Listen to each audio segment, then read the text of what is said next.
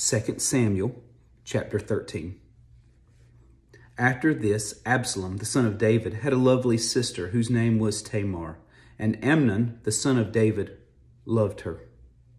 Amnon was so distressed over his sister Tamar that he became sick, for she was a virgin. And it was improper for Amnon to do anything to her. But Amnon had a friend whose name was Jonadab, the son of Shemiah, David's brother. Now Jonadab was a very crafty man.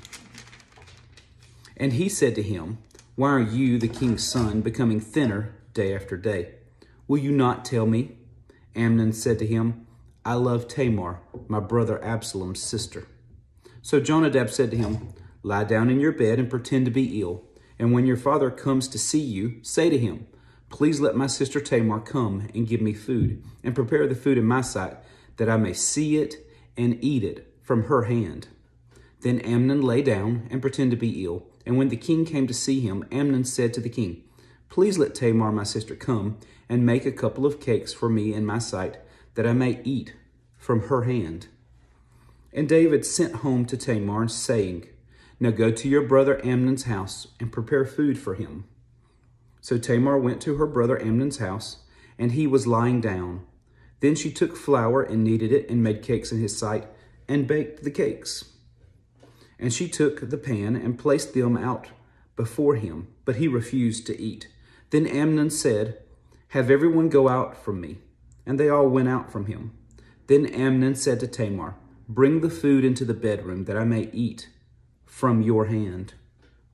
And Tamar took the cakes which she had made and brought them to Amnon, her brother, in the bedroom.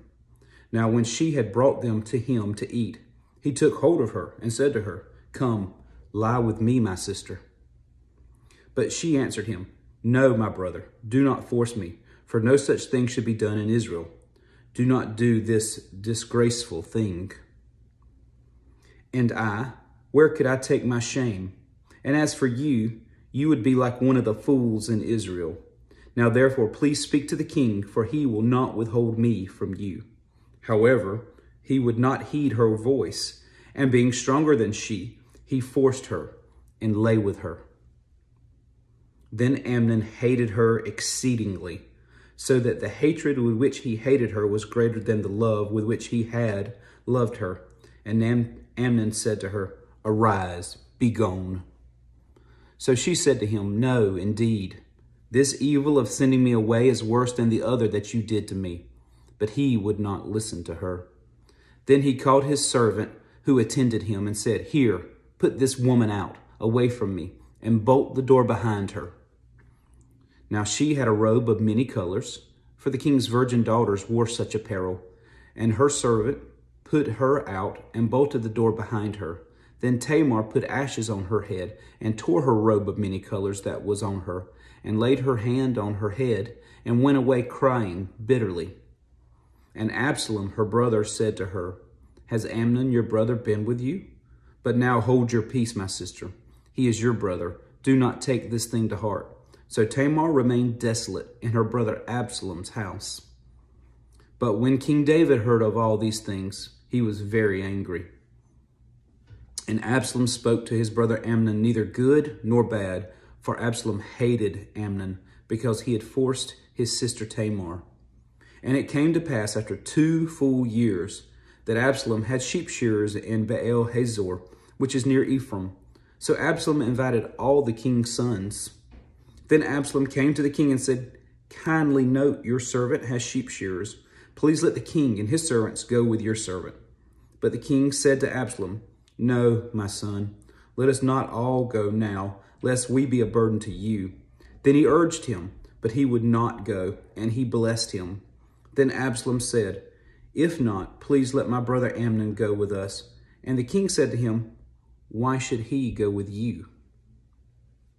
But Absalom urged him, so he let Amnon and all the king's sons go with him. Now Absalom had commanded his servants, saying, "Watch now.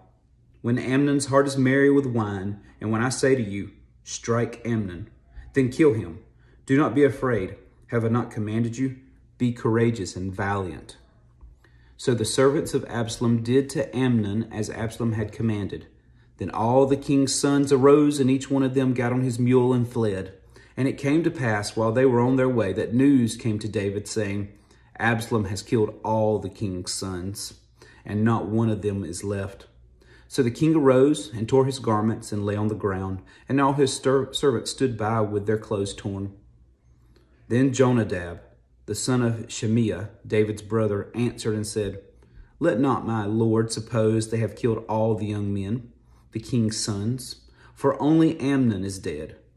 For by the command of Absalom this has been determined from the day that he forced his sister Tamar. Now therefore, let not my lord the king take the thing to his heart, to think that all the king's sons are dead, for only Amnon is dead. Then Absalom fled, and the young man who was keeping watch lifted his eyes and looked, and there many people were coming from the road on the hillside behind him.